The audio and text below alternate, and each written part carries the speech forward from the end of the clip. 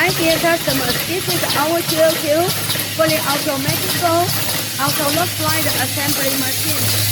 We use the Mitsubishi PLC, and this is the slider body. Okay, slider body, and it goes inside and through the channel, send the body to the system, to the table.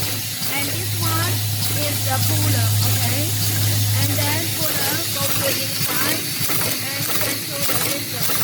So the slider body is the puller, and then this one is the mounting, okay, and mounting go inside here also. And this one is the taper with the spring. So you can see the taper with the spring inside already. And then also go to inside. And this part is making the 4 parts for the slider body. Let's see the result. Okay.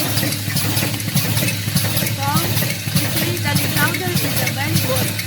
Our this machine output is about 100 to 120 pieces according to slider is a good situation or not.